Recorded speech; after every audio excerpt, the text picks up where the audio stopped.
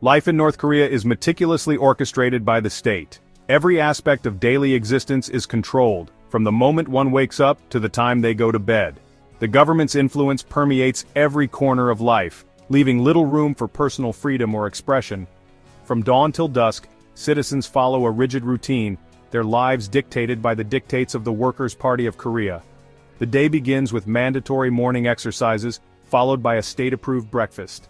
Every meal, every activity is planned and monitored. Imagine waking up each day, your profession predetermined, your movements restricted, and your choices limited. The simplicity of the room reflects the simplicity of choices available to the citizens. The factory line symbolizes the repetitive and monotonous nature of their work. This is the reality for millions in the Democratic People's Republic of Korea, where the pursuit of individuality is stifled in favor of unyielding conformity. The uniformity in appearance and behavior is a testament to the state's success in suppressing personal identity. Travel, even within the country's borders, is a privilege, not a right. Checkpoints are scattered throughout the country, manned by guards who ensure that no one moves without proper authorization. To venture beyond their designated city or province, North Koreans must obtain special permits. These permits are not easily granted and require a lengthy application process, often involving multiple layers of bureaucracy. These permits, often granted sparingly and arbitrarily, serve as a stark reminder of the government's tight grip on its people. The process of obtaining a permit can take weeks or even months, and there is no guarantee of approval. The very act of moving freely becomes an exercise in bureaucratic navigation, a testament to the state's omnipresent control. Every step is monitored, every movement recorded, ensuring that no one steps out of line. This control extends to every facet of daily life, shaping not just where people go, but also what they do. Jobs are assigned based on the needs of the state, with little regard for personal interests or skills. Careers are assigned, not chosen, often based on family history and perceived loyalty to the regime. This system ensures that the state maintains control over the workforce, preventing any form of dissent or rebellion. The idea of pursuing a dream job or exploring different career paths is a foreign concept in a society where individual aspirations are subordinate to the needs of the state. The closed door marked opportunities symbolizes the unattainable dreams of the citizens, forever out of reach in a tightly controlled society. The Democratic People's Republic of Korea has long been plagued by economic hardship, a situation exacerbated by its isolationist policies and international sanctions. These sanctions, imposed by various countries and international bodies, aim to curb the nation's nuclear ambitions but have also severely impacted its economy. The lack of trade and foreign investment has stifled growth and innovation, leaving the country in a state of perpetual struggle. The country's infrastructure, once a source of pride for its leaders, has crumbled under the weight of neglect and resource scarcity. Roads, bridges, and buildings that were once symbols of progress now stand as stark reminders of the nation's decline. The lack of maintenance and investment has led to a situation where even basic infrastructure is failing. Power outages are commonplace, plunging homes and businesses into darkness with alarming regularity. The electrical grid is outdated and overburdened, unable to meet the demands of the population. This has a cascading effect on daily life, disrupting everything from education to healthcare. Food shortages are a recurring nightmare for many North Koreans, their diets often lacking in variety and essential nutrients.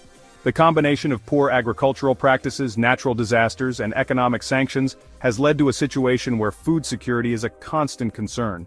Many families struggle to put even the most basic meals on the table. The agricultural sector, hampered by outdated equipment and natural disasters, struggles to meet the needs of the population. Farmers often lack the tools and resources needed to cultivate their land effectively. Floods and droughts further exacerbate the situation, leading to poor harvests and increased food scarcity. Stories of malnutrition, particularly among children, paint a grim picture of the human cost of the country's economic woes. The lack of adequate nutrition has long-term effects on the health and development of the younger generation, creating a cycle of poverty and hardship that is difficult to break. The international community continues to watch, but solutions remain elusive. To address the chronic food shortages, the North Korean government has implemented a system of rations, distributing essential foodstuffs to its citizens. These rations, however, are often insufficient to meet basic dietary needs, forcing many to turn to black markets to supplement their meager provisions.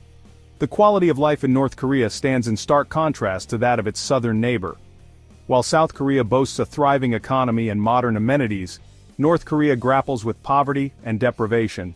The differences are not merely economic, they represent divergent paths, contrasting visions of what it means to live in the modern world. From the moment they are born, North Korean children are immersed in a world of propaganda designed to instill unwavering loyalty to the regime. This indoctrination begins in the cradle, with lullabies and nursery rhymes that praise the Kim family and the state. Parents, too, are encouraged to reinforce these messages at home, creating an environment where the regime's ideology is inescapable.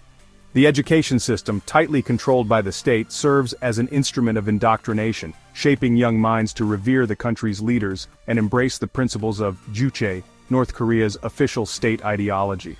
From a young age, children are taught to see the Kim family as their protectors and saviors, and to view the outside world with suspicion and hostility. Textbooks are filled with tales of the Kim family's supposed heroism and wisdom, portraying them as infallible saviors of the nation. These stories are designed to create a sense of gratitude and dependence on the regime, ensuring that loyalty to the Kim family is deeply ingrained from an early age. History is rewritten to glorify the regime and demonize its enemies, particularly the United States and its allies. Lessons are crafted to instill a sense of fear and hatred towards these perceived adversaries, further isolating North Korean children from the outside world and reinforcing the regime's narrative. Critical thinking is discouraged, replaced with rote memorization and unquestioning obedience. Students are taught to accept information without question, ensuring that they grow up to be compliant citizens who do not challenge the status quo. This systematic indoctrination from cradle to grave ensures that the regime maintains its grip on power, with each generation conditioned to uphold and perpetuate its ideology. Section 5. The spectacle of social conformity. Social life in North Korea is, well, a carefully choreographed affair, with the state dictating permissible activities and behaviors. Mass rallies and public demonstrations of loyalty to the regime are commonplace, offering citizens few opportunities to express individuality or dissent. Deviation from the norm is met with swift and often brutal punishment. The ever-present threat of surveillance and informants discourages any form of criticism or opposition to the government. Fear becomes a powerful tool of control, ensuring compliance and stifling dissent before it can take root. Section 6. The dearth of artistic expression.